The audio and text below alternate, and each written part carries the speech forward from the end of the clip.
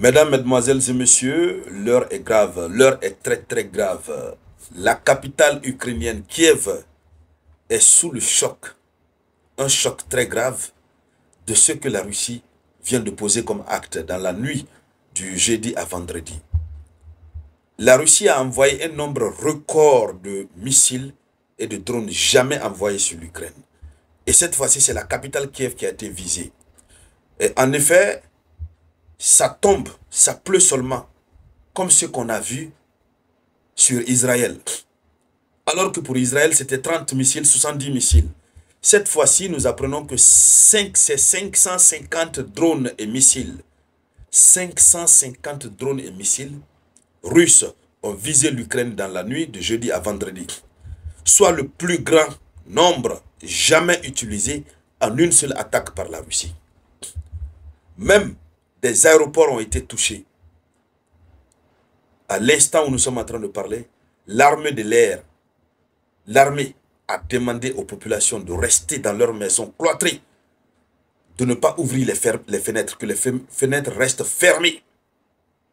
Même si certains se déplacent, il a été dit, déplacez-vous que lorsque c'est extrêmement nécessaire. On se pose beaucoup de questions. On se pose beaucoup de questions. Juste après l'échange téléphonique entre Vladimir Poutine et Donald Trump, juste après l'arrêt de la livraison des armes de la part de l'Amérique à l'Ukraine, c'est à partir de là que la Russie procède à des tirs, à une attaque jamais réalisée. Quelles sont les intentions de Vladimir Poutine? Dames et messieurs, dans le cadre de cette vidéoconférence, c'est de cette actualité chaude et brûlante que nous allons parler. Mais avant de continuer, je vous demande de partager cette vidéoconférence au maximum. Partagez-la dans tous les groupes possibles tant que vous pouvez. L'heure est très très grave. L'heure est grave. Voyez-vous, la Russie a refusé la demande de Macron. Le pire, c'est que la Russie, Poutine a refusé, a rejeté la demande de Donald Trump. Et ce qui fait mal à l'Occident, c'est qu'après juste avoir eu à échanger avec Donald Trump, la Russie procède à un tel acte. Ils sont dépassés, ils ne savent pas à quel sens se vouer. Et ce qui est très sérieux dans ça, c'est que c'est la capitale qui est désormais visée. Toute la capitale a été frappée. Toute la capitale. Je vous parle de la capitale comme ça.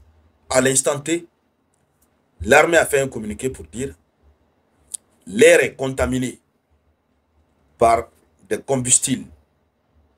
Donc respirer l'air qui est dehors là, c'est un grand risque pour la santé. Ils ont demandé aux Ukrainiens de la capitale de rester à l'intérieur, de fermer leurs fenêtres. Allons-y dans les profondeurs. Selon les premières constatations, les infrastructures ferroviaires, des installations industrielles ont été sérieusement endommagées. Sérieusement. Ça veut dire les voies ferrées ont été endommagées. Nous avons aussi les installations industrielles endommagées. L'air contient une forte concentration de produits de combustion.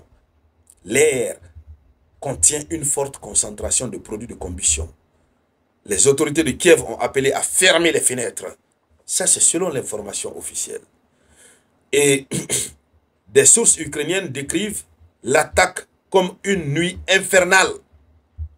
Les Ukrainiens n'ont jamais vécu une vie comme ça, une nuit comme ça. Ce sont eux qui donnent le nom à cette nuit. Une nuit infernale. C'est-à-dire comme si vous avez passé la nuit aux enfers.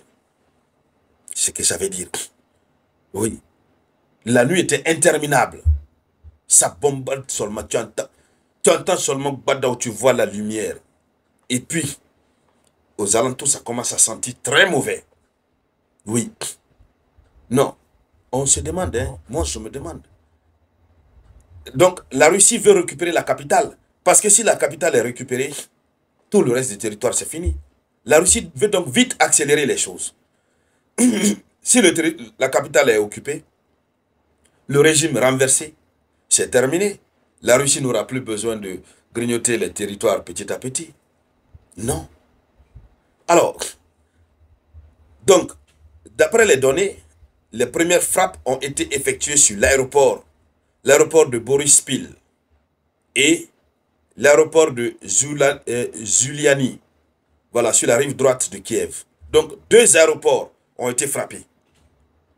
2 aéroports. C'est-à-dire, c'est pour perturber l'ensemble du système de transport ukrainien. Totalement, paralyser totalement l'Ukraine.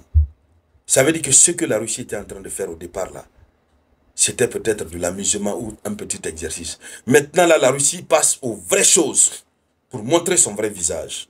Oui. Donc, ce sont des missiles Kinzhal et des Iskander qui ont été lancés. Kinzhal, Iskander. Vous savez, les missiles Kinzhal, ce sont eux qui ont été modifiés plus tard pour donner naissance à Oreshnik. Mais les missiles Kinzhal sont toujours en service. Ils sont très dangereux. Extrêmement dangereux. Qu'en est-il? Ou du moins sans parler de Iskander. Iskander qui est fabriqué, qui est conçu pour pouvoir percer des murs en béton. C'est avec Iskander que la Russie avait frappé le centre de formation où les officiers de l'OTAN étaient là en train de former des commandants d'unités ukrainiennes. Oui, je vous dis, l'heure est grave. 2 aéroports ont été touchés. C'est très très grave. La Russie n'a jamais agi comme ça auparavant. Alors, selon les experts, la deuxième batterie de complexes patriotes située à Borispol a été touchée. Donc une batterie du système de défense patriote a été aussi touchée. Oui, la Russie ne plaisante plus. Alors, pendant ce temps, aujourd'hui, 4 juillet 2025, Volodymyr Zelensky devra appeler Donald Trump pour s'entretenir avec lui. Et donc, je vous dis, c'est compliqué. Oui, c'est très compliqué. Et à rappeler que les missiles Kinzhal, les missiles Iskander, plus les drones ont été lancés après l'élimination de la défense aérienne. Les Guéranium, qui sont là pour défendre le ciel de la capitale elle-même, ont été éliminés. Et puis la Russie a commencé à faire descendre la poudre. Tu vois seulement des lumières.